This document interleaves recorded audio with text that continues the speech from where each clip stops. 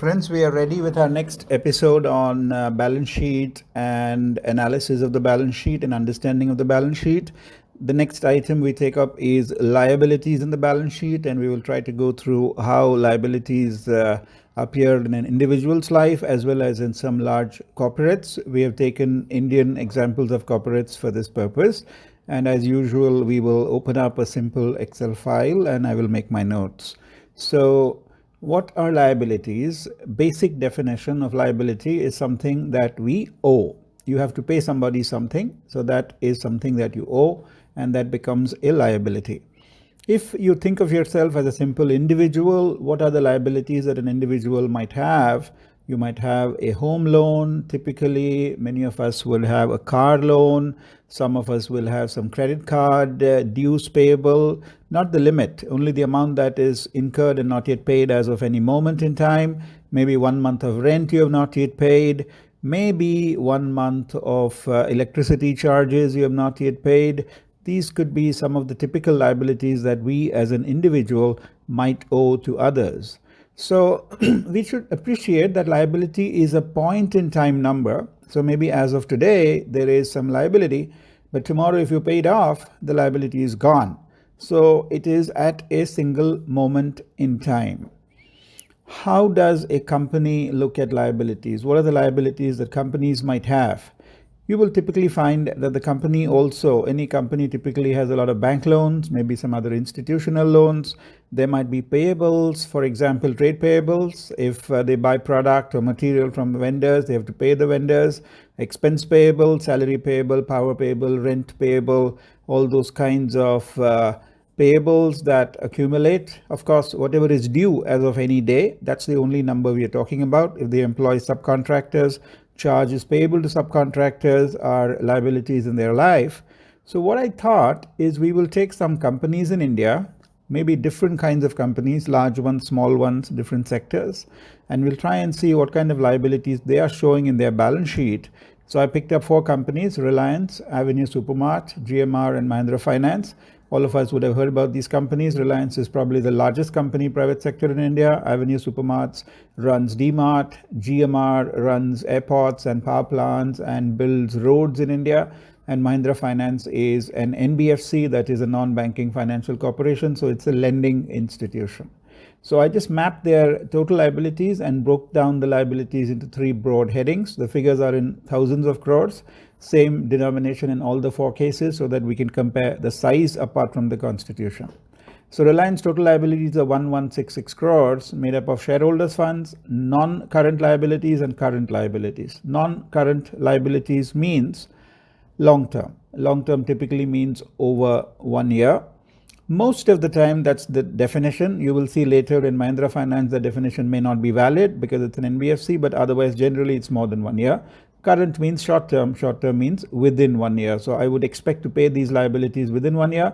Non-current, I would expect to pay them after 1 year. That's the simple meaning of non-current and current in the accounting sense.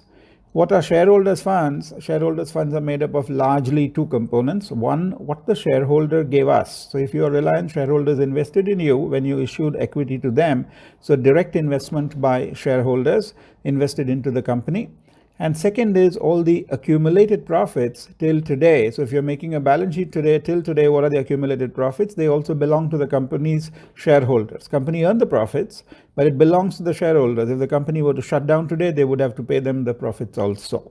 So in the case of Reliance, the breakup is 461, 292, and 413, totaling to 1,166 crores. Avenue Supermarts, in comparison, is a tiny company. Only 12,000 crores of total of the balance sheet, 1% of Reliance, so to say. GMR is around 4% of Reliance, and Mahindra Finance is around 7% of Reliance in terms of size. I thought it would be nice if we convert these numbers into percentages, wherein you can actually see what percentage of liabilities are coming from these 3 broad categories. So that's what I'll try to do very quickly for you now. So you find that shareholder funds in Reliance are 461 upon a total of 1166. That works out to something like 40%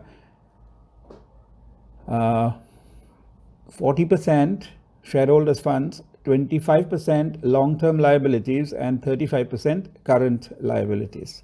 Okay, that's the breakup, 40, 25 and 35. Whereas if you go to Avenue Supermart, you can see from the numbers itself that equity funds are really very large. 11,000 crores out of 12,000 crores comes from equity. So you will find the percentage is probably 92% funded by equity, very high percentage funded by equity. A lot of equity means less risk because there is no need to pay any outsider. If things go wrong, it's the equity guys who will take the risk and not you're not under pressure to pay any outsiders. So in that sense, Avenue Supermart has very low debt. And in contrast, GMR has very high debt. Shareholder funds are almost 0%. They'll be tiny. They'll be 0 point something, which is lost in the rounding off in Excel. So 92% equity in Avenue Supermart, 0% equity in GMR. And that contrast is something I wanted to really bring out. Maybe GMR had healthy equity once upon a time, but because of losses after year after year after year, it might have eroded and reduced to 0%. 64% of their liabilities are long-term and 36% of liabilities are short-term, payable within 1 year. Mahindra Finance has 15% equity, which is very normal in the lending business. 15% equity and 85% of other liabilities. Most of these would be loans taken. You see, a finance company would not have material vendors payable or expense payable so much. Most of this would be loans. So the loans taken are 85% of the total capital deployed and total liabilities, and 15% is your equity contribution. Now, between current liabilities and long-term liabilities, if current liabilities are high, we will face what we call as liquidity pressure. Short-term pressure is called liquidity pressure. If I can't pay my short-term dues on time, then I would say I'm facing liquidity problems, company is illiquid, etc. But if long-term liabilities are high, that's called a solvency problem. In solvency, I can't pay long-term dues because my health of the company is not too good. So long-term liabilities being high creates solvency pressure, and short-term liabilities being high creates liquidity pressure. We will explore all these nuances of liquidity and solvency in the future videos to come. Thank you very much for a patient listening.